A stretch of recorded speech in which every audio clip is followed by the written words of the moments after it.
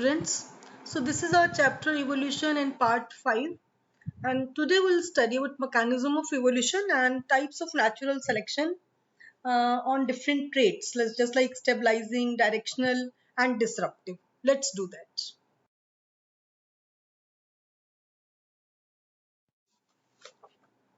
This slide is showing types of natural selection.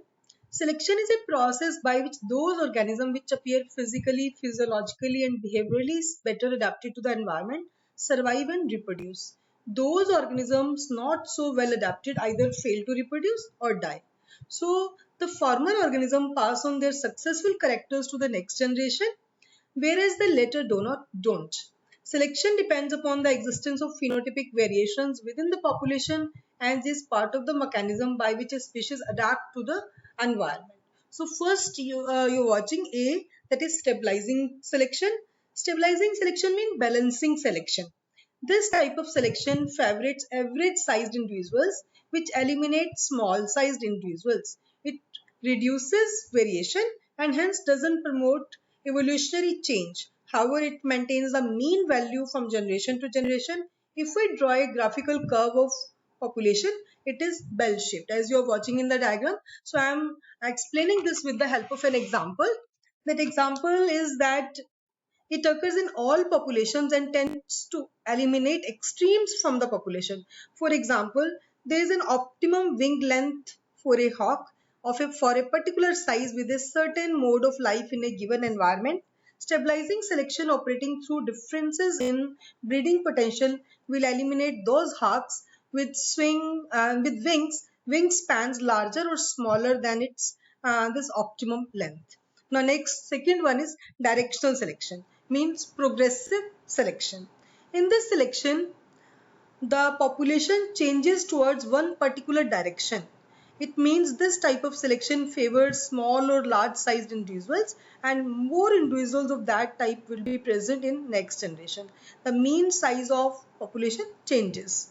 So example is just like evolution of DDT resistant mosquitoes, industrial melanism is a in a poppered moth and evolution of giraffe that we have done yesterday.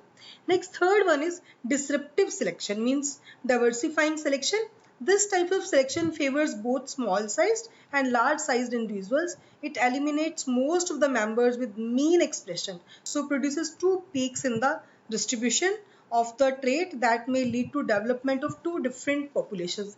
This kind of selection is opposite of stabilizing selection and is a rare in nature but is very important in bringing out evolutionary changes. So this will make an evolutionary change. So example is this: Stebbins and his co-workers studied an example of disruptive selection in a population of sunflowers in the Valley of California, Sacramento Valley of California, over a period of 12 years. In the beginning, the genetically variable population of these sunflowers was a hybrid between two species. After 5 years, the population had split into two subpopulations separated by a grassy area. One of these subpopulations occupied a relative dry site and the other occupied comparatively wet site. During the next 7 years, the size of population fluctuated greatly in response to difference in rainfall, but the differences between two subpopulations were maintained. So these all are the examples of. I have tried my best to make you clear with the help of examples. So this is mechanism of evolution and the types of natural selection.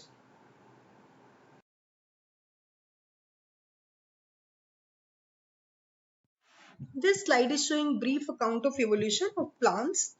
It is thought that about 2000 million years ago, the first cellular forms of life originated on Earth. Some of these cells had pigments to capture solar energy and release oxygen by employing water as hydrogen donor in the process of photosynthesis. Prokaryotes originated in Archeologic era. Slowly, prokaryotes become eukaryotes. The fossils are scanty in this era. So, evolution of plants will study in this slide. First of all, eukaryotes further diversified to form green algae and early invertebrates. The first organism that existed on land were plants. Then bryophytes were the first plant to colonize lands. Then fossils in good number are found in Paleozoic era. Middle Paleozoic is also called age of algae. Late Paleozoic is called age of ferns. All algal groups become established during Cambrian period. First land plants originated in Ordovician period. Marine algae were abundant in Ordovician period. So early spore-bearing plants were developed in Silurian period. Origin of vascular plants. Vascular plants are gymnosperms and angiosperms took place in this period. It's also called the period of origin of ferns. So next, herbaceous evolved from the Paleozoic era, and then Xylophyton is the common ancestor for horsetails, ferns, and gymnosperms. Then is the Devonia. Earliest mosses and ferns etc. were developed in this era. Carboniferous, abundance of tree ferns forming coal forest for first seed plants appeared. Then Mesozoic era, also called the age of gymnosperms. Permian, origin of conifers. Then Triassic, abundance of ferns, cycads and conifers were there. And Jurassic, age of cycads, they were in abundance. Origin of angiosperms also took place in this period. So this is the a brief account of evolution of plants. Ferns and gymnosperms began to decline during Cretaceous period. These are there are dominant now there were dominance of flowering plants. Tertiary period is also called the age of angiosperms, and quaternary period is similarly known as age of herbs. So next is Eocene, angiosperm dominance increases.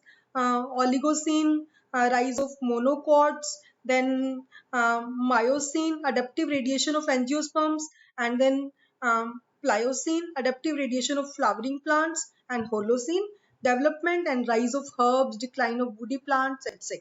So this all occurred during different periods and different era.